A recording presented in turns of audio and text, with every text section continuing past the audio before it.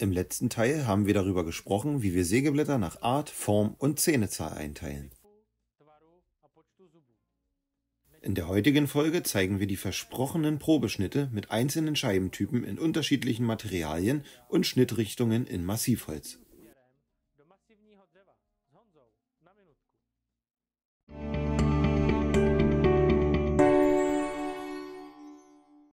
Wir testen die Kreissägeblätter beim Sägen unter idealen Bedingungen, aber auch in schlecht gewählten Materialien oder Richtungen, damit wir die Unterschiede vergleichen können. Schauen wir es uns gemeinsam an. Zunächst testen wir das Kreissägeblatt für Längsschnitte.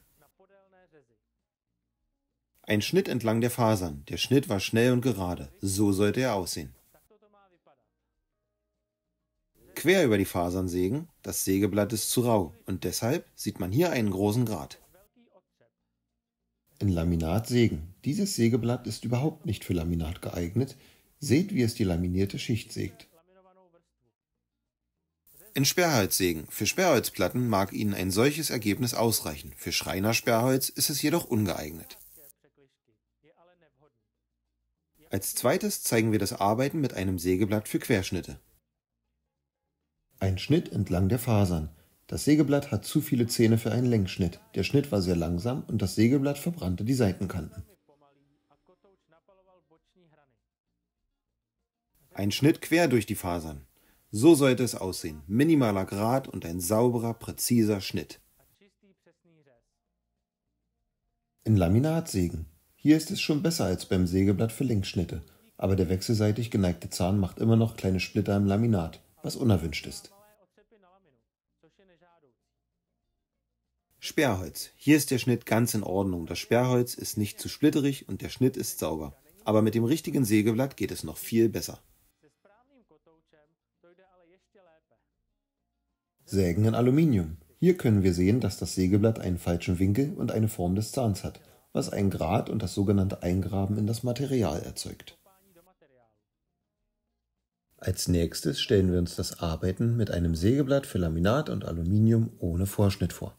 Das Sägen entlang der Fasern. Ihr könnt eine sehr starke Bräune sehen, ein trapezförmiger Zahn und mit einer so hohen Anzahl von Zähnen ist es eine sehr schlechte Wahl für Längsschnitte. Sägen gegen die Fasern. Hier ist nochmal zu sehen, die trapezförmigen Zähne passen nicht für Massivholz.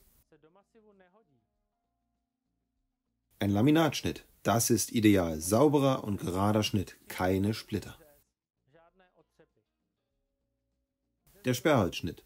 Wenn das Sägeblatt scharf genug ist, ist der Schnitt glatt und gradfrei und wir haben hier die richtige Wahl getroffen.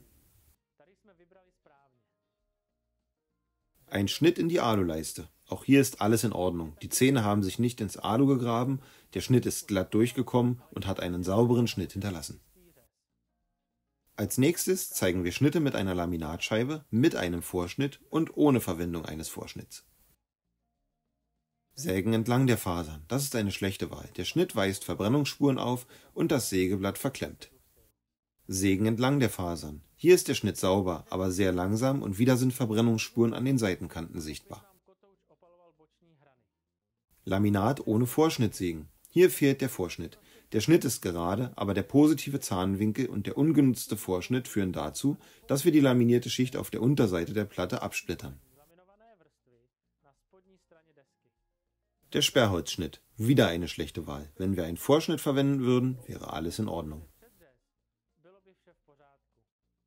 Sägen in einer Aluminiumstange. Positiver Trapezzahn ist nicht für Aluminium geeignet. Er schlägt in das Material ein und verursacht Splitter. Bei Aluminium nur mit negativem Trapezzahn.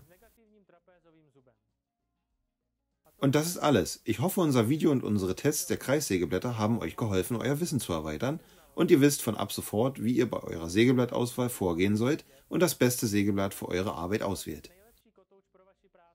Mit diesem Video endet die Serie über Kreissägeblätter. Teilt uns in den Kommentaren mit, was euch als nächstes interessieren würde.